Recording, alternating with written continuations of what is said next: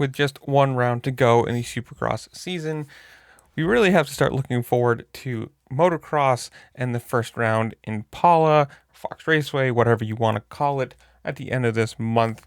And also, that guy right there returning. Jett Lawrence, obviously, out the Supercross season with his injury. It's going to be the question of, is he back to his normal levels, his championship winning domination speed, going 1-1 and just beating everybody super easily? Or is he going to be a little timid or slow? And who knows? I mean, obviously, he's been off the bike, or at least racing, for a while. Like, you miss a whole Supercross season. That's a lot of time that you're going to be off. And, there's only so much you can do in a gym or, riding on a flat track or a bicycle or whatever you do to train and keep healthy and, keep your cardiovascular stuff up. It's just different than racing a bike or riding a bike in general. The different muscle groups that you have to use all at the same time to control one of these things. It's going to be interesting to see how well he comes back. Does he come out the first round and look like nothing's changed and he's just flying and, everyone can write off this season and he's going to win another title? Or is it going to be, does he look a little slow? Is he fighting for fifth or sixth or something like that? And also, you have the added interest of Deegan coming in. He's won his 250 title, his last 250 title. He's moving up to the 450s for good now. And where is this going to fall? I mean, obviously, between the two of them, there has to be your next decade, right? They're both early 20s, and you'd expect that they would both be racing, I mean, at least till they're 30, right?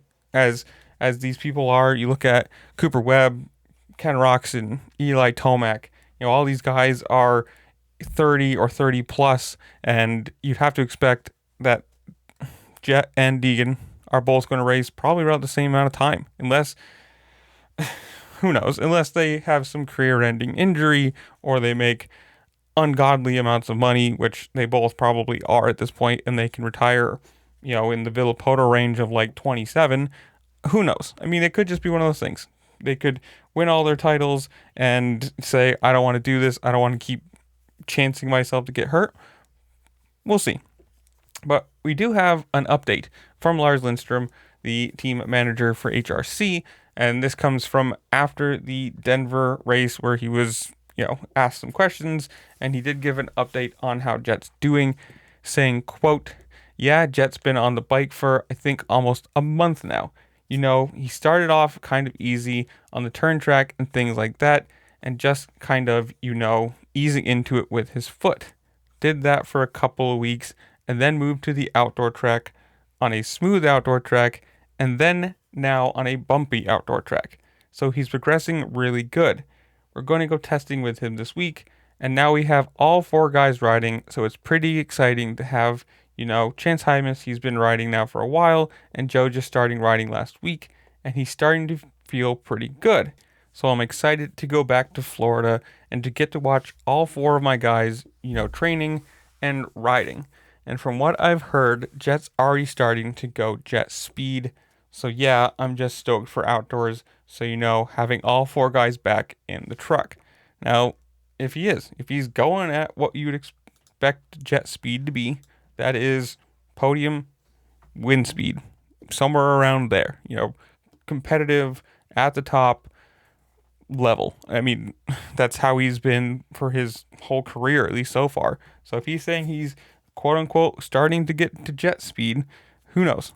I mean, he might be a little bit off coming into Paula. You might not see the 1-1 domination, but a few rounds in, if he's already going well now, who knows where this could go? I mean, it's going to be a big one because this is Cooper Webb's last year, supposedly, or definitely, as he says, racing outdoors.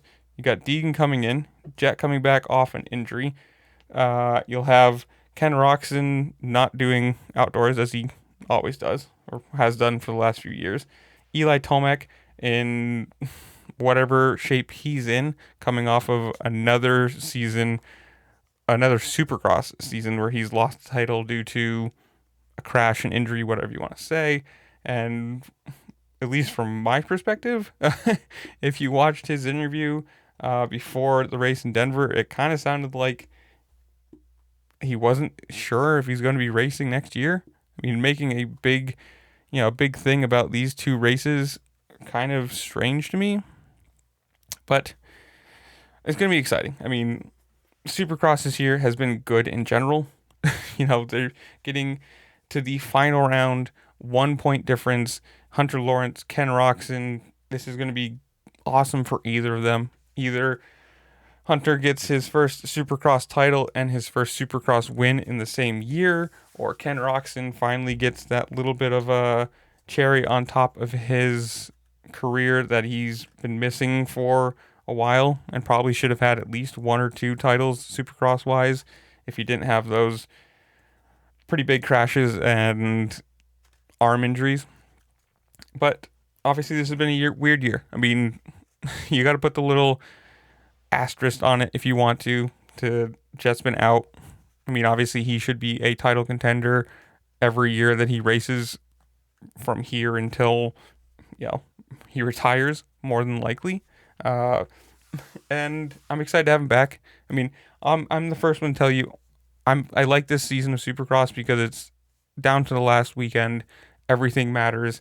It's kind of boring, or it has been when Jett's been out there and dominating. You're like, okay, well, who's racing for second?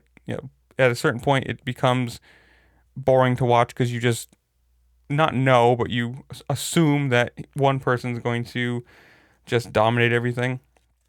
But it will be nice to have him back. I mean, from a outside fan perspective side of things, you want the best guys racing all the time.